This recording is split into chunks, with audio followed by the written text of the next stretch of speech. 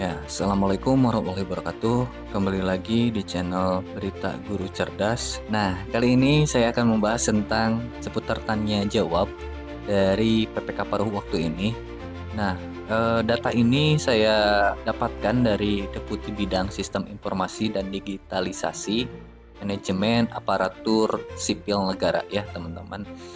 Jadi simak videonya sampai habis, bila mana teman-teman mempunyai pertanyaan-pertanyaan gitu terkait PPK paruh waktu ini. Nah, siapa tahu di video kali ini itu teman-teman bisa terjawab gitu ya, pertanyaan teman-teman semuanya. Mari kita langsung saja kita bahas lah ya gitu, kita kupas tuntas gitu terkait tanya jawab ini. Nah, di slide pertama itu ada ketentuan pengadaan PPK paruh waktu, teman-teman ya. Ini videonya saya sudah buatkan di sebelumnya, tinggal dicek lagi bila mana teman-teman kurang paham gitu ya terkait ketentuan pengadaan PPK paruh waktu ini. Silahkan buka lagi aja video saya yang sebelumnya. Yang kedua juga ada mekanisme pengusulan kebutuhan PPK paruh waktu. Ini juga saya sudah buatkan terkait kebutuhannya seperti apa, mekanismenya seperti apa di video yang sebelumnya yang saya sudah buatkan juga gitu ya. Silahkan cek kembali. Nah, ini adalah pertanyaan-pertanyaan dari teman-teman semuanya terkait kategori apa aja yang dapat diusulkan intinya menjadi PPK paruh waktu ya. Apakah dapat diusulkan intinya ya menjadi PPK paruh waktu ya. Nah, di pertanyaan pertama itu ada non ASN tidak terdata nih gitu ya, atau kategori R4 yang telah mengikuti seleksi. Apakah bisa diusulkan intinya gitu ya di sini. Jadi non ASN yang tidak terdata atau R4 kategorinya yang telah mengikuti seleksi ini, teman-teman ya. Apakah dapat diusulkan menjadi PPK paruh waktu, intinya ke sana ya. Nah, jawabannya itu bisa ya, bisa diusulkan menjadi PPK paruh waktu karena kategori teman-teman itu sudah mengikuti seleksi, karena syaratnya itu mengikuti seleksi CAT gitu ya. Lalu kita kembali ke nomor 2 gitu ya, atau lanjut ke nomor 2, non ASN tidak terdata yang mengikuti seleksi CPNS nih. Apakah bisa diusulkan menjadi PPK paruh waktu? Jawabannya tidak, karena peserta itu memilih ya. Awalnya itu memilih apakah mau ke PPK atau ke seleksi CPNS gitu intinya ya.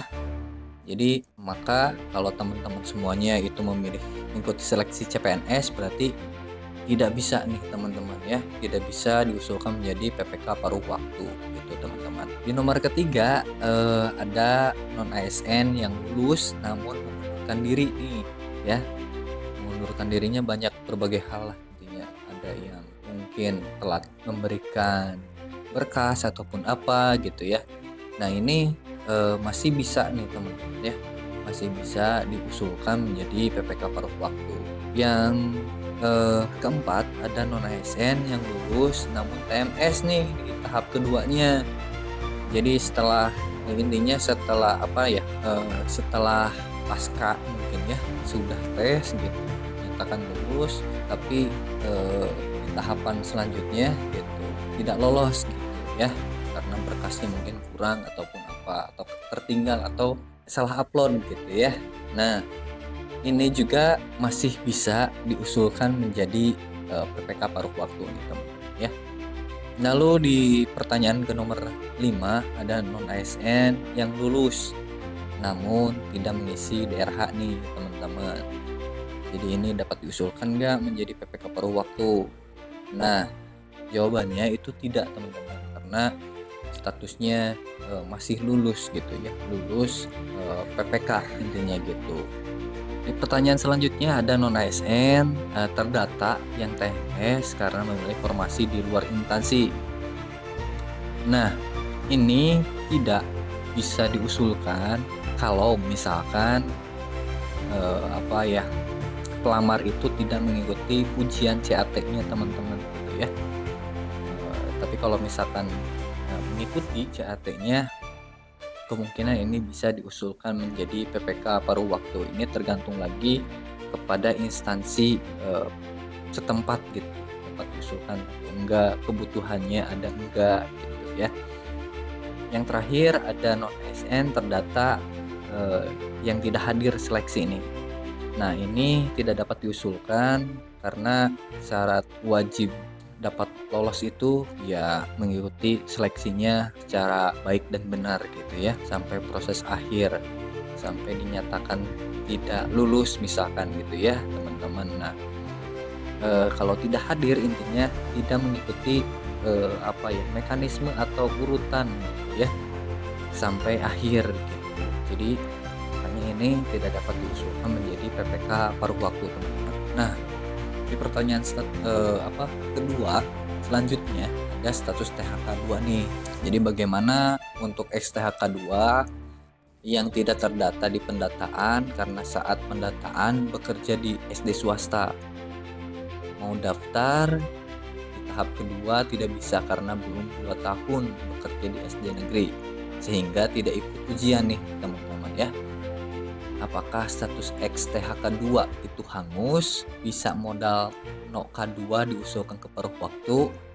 Nah, untuk jawabannya intinya jika yang bersangkutan belum mengikuti ya, belum mengikuti CAT, jadi syarat wajibnya ini teman-teman ya, mengikuti ujian CAT-nya gitu ya, maka tidak bisa diusulkan menjadi paruh waktu.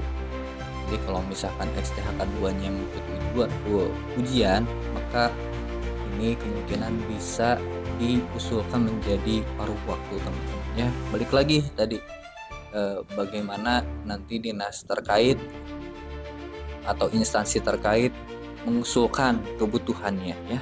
Nah, ada yang ketiga itu ada pendidikan formasi. Pertanyaannya, jika ada pendaftar formasi SMA dan punya ijazah sarjana, usul paruh waktunya apa bisa menggunakan ijazah sarjana gitu. Jadi saat pendaftaran itu beliau mungkin mengisinya formasi di SMA, tapi setelah beberapa bulan mungkin ya beliau mempunyai ijazah sarjana. Nah, jawabannya adalah jabatan dan kualifikasi pendidikan sesuai dengan kebutuhan dari organisasi. Jadi silahkan dilakukan penyesuaian masing-masing instansi saat pengusulan PPK paruh waktu. Jadi kembali lagi ya teman-teman, misalkan teman-teman mempunyai SMA, formasinya saat mendaftar, lalu sekarang punya ijazah gitu ya. Nah, ini tergantung dari kebutuhan. Balik lagi kebutuhan dari instansi atau organisasi gitu ya. Apakah ada nggak kebutuhannya di sana? Kalau misalkan udah penuh ya mau gimana lagi teman-teman gitu ya. Ataupun nanti teman-teman juga misalkan ada lulusannya SMK nih, sekarang mempunyai ijazah D4 misalkan untuk tulmen, tenaga administrasi ataupun apa misalkan gitu ya. Ini intinya balik lagi silahkan sesuaikan ijazahnya dengan yang terakhir ya teman-teman, ajukan kepada organisasi atau instansi jadi sehingga dapat diusulkan menjadi PPK paruh waktu. Lalu pemilihan penempatan PPK paruh waktu nih gimana sih gitu. Nah ya ada pertanyaan di poin yang pertama itu, apakah kewajiban untuk memilih peserta PPK paruh waktu berdasarkan ranking nilai ketika mau ditempatkan, atau instansi boleh pilih ditempatkan di mana saja intinya ya. Nah, untuk jawabannya yaitu semua non ASN yang terdata wajib diangkat menjadi PPK paruh waktu intinya teman-teman ya gitu. Jadi untuk pemilihan lokasi, kebutuhan, silahkan itu mah disesuaikan dengan kebutuhan organisasi atau instansi gitu ya. Jadi kalau di instansi teman-teman misalkan menjadi guru atau tenaga kesehatan, kalau misalkan kekurangan maka akan diajukan oleh instansi atau organisasi tersebut teman-teman ya. Pertanyaan kedua, apakah jabatan dan unit kerja PPK paruh waktu harus sesuai dengan yang dilamar oleh peserta? Nah, kalau yang ini silahkan disesuaikan dengan kebutuhan organisasi teman-teman ya.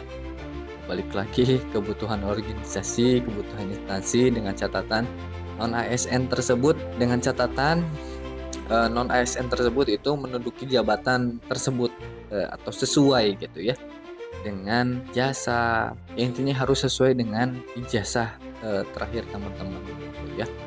Kalau misalkan teman-teman mempunyai sarjana pendidikan ya berarti teman-teman yang dilamar juga kan pasti ke guru gitu ya. Mungkin ke yang mana yang lain gitu kan. Nah, itu juga harus sesuai dengan ijazahnya gitu ya. Ini yang ditunggu-tunggu penggajian PPK paruh waktu. Jadi ada ketentuan terikat penggajian PPK paruh waktu, misalnya pada instansi akan diterapkan penggajian yang berbeda sesuai dengan kemampuan masing-masing satuan kerja ya. Apakah diperkenankan? Nah, sesuai dengan Kemenpan RB nomor 16 tahun 2025 tentang pegawai pemerintah dengan perjanjian kerja paruh waktu, Diktum ke-19 menyatakan PPK paruh waktu diberikan upah paling sedikit sesuai dengan besaran yang diterima saat menjadi pegawai non ASN. Gitu teman-teman ya. Kalau non ASN di nakes misalkan 1 juta berarti segitu gitu ya. Kalau misalkan di guru bagian administrasi 1,5 juta misalnya segitu gitu ya teman-teman. Atau sesuai dengan upah minimum yang berlaku lah intinya ya di wilayah tersebut. Dan bagi instansi daerah dapat menggunakan rujukan dari Surat Menteri Dalam Negeri nomor 900 11/227/SJ tentang penganggaran gaji bagi pegawai pemerintah dengan perjanjian kerja PPK paruh waktu serta dasar pemutakhiran, klasifikasi, kodifikasi, dan nomenklatur. Seperti itu ya teman-teman. Intinya gajinya disamakan dengan pegawai non ASN. Hanya saja kelebihannya mungkin diakui gitu ya. Dan dikasih NIP mungkin itu aja. Yang lainnya tetap sama gitu ya. Lalu ada pengolahan ulang teman-teman ya. Apakah masih bisa mengajukan pengolahan ulang jika ada peserta lulus yang mengundurkan diri atau APS PPK tahap 2 karena batas pengisian DRH sampai tanggal 31. Jika yang APS tersebut bisa diajukan paruh waktu, proses mana dulu yang dilakukan? Apakah proses penggantian peserta terlebih dahulu atau mengusulkan PPK paruh waktu? Nah, untuk proses penggantian peserta APS ini silahkan berkoordinasi dengan PIC ya, tim pengolahan hasil seleksi gitu. Atau misalkan ke dinas masing-masing lah dulu tanya-tanya gitu ya. Nah, aplikasi perencanaan kebutuhan. Pertanyaan pertama, bagaimana jika kebutuhan belum ada di peta jabatan?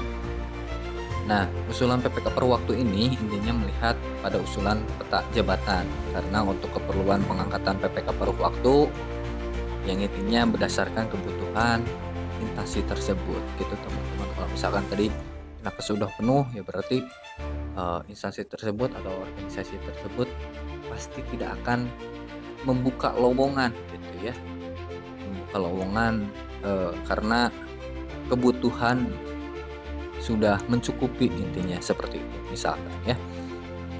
Lalu yang kedua, pemberian role sifatnya otomatis dari akun yang sebelumnya sudah punya role, rincian formasi atau harus diusulkan lagi. Nah, untuk role pemetaan ini untuk non ASN ya PPK paruh waktu bersifat otomatis pada akun masing-masing admin si ASN. Jadi perancangan dan kebutuhannya juga langsung bersifat otomatis intinya gitu ya. Lalu yang ketiga ada penunjuk teknis dan timeline pengisian apakah bisa di-share.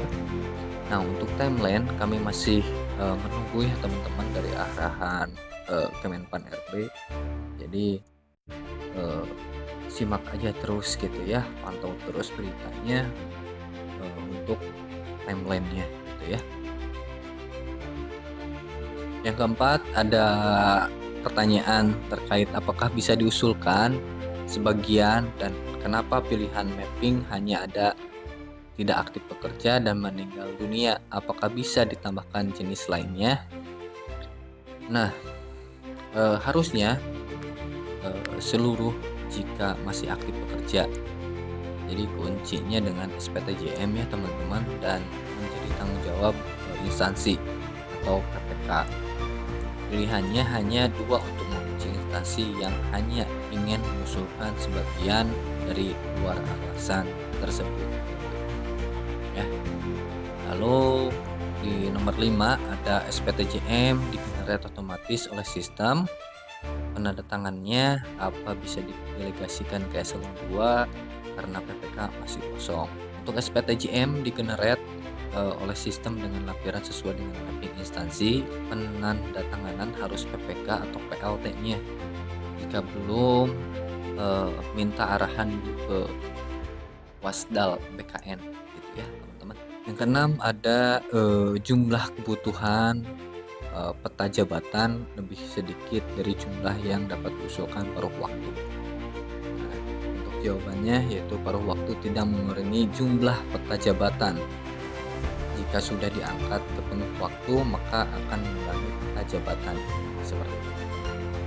Nah, ada juga penempatan nakes untuk instansi pusat ya. Jadi pertanyaannya untuk unit penempatan nakes itu sendiri pada instansi pusat di mana ya. Nah, untuk nakes intinya instansi pusat unit penempatan sesuai dengan lokasi vaskesnya pada usulan peta jabatan gitu ya. Nah, ini untuk PPK guru bagaimana dengan peserta berstatus R5 dan guru yang lulus ke sekolah rakyat. Nah, untuk jabatan atau kategori R5 ini atau PPG guru jika dibutuhkan oleh instansi bisa diusulkan. Jika tidak, maka saat mapping dipilih tidak bekerja. Nah, untuk guru yang sudah lulus ke sekolah rakyat berarti sudah tidak aktif bekerja di instansi setempat atau mengajar ya. Jika masih muncul pada mapping, silahkan pilih tidak aktif bekerja ya. Nah, atau apa perbedaannya penuh waktu dan paruh waktu gitu ya? Apakah boleh langsung diusulkan ke PPK penuh waktu jika ada ketersediaan anggaran? Bagaimana nih teknisnya gitu ya? Nah, PKN masih menunggu mekanisme teknis persetujuan usulan kebutuhan dari Kementerian Pan-RB. Untuk info lebih lanjutnya kami akan sampaikan di kemudian hari mungkin ya gitu. Jadi menunggu mekanisme teknisnya gitu ya. Lalu ada ketentuan kontrak dan SK PPK paruh waktu nih teman-teman ya. Di pertanyaan pertama, pada mekanisme tertulis kontrak 1 tahun, apakah setelah habis 1 tahun itu tetap dapat diusulkan PPK paruh waktu? Nah, jawabannya itu dalam 1 tahun itu harus disiapkan anggaran, kemudian selanjutnya diangkat jadi PPK paruh waktu, penuh waktu maksudnya ya. Jika tidak, maka instansi dianggap tidak memiliki kebutuhan gitu teman-teman ya.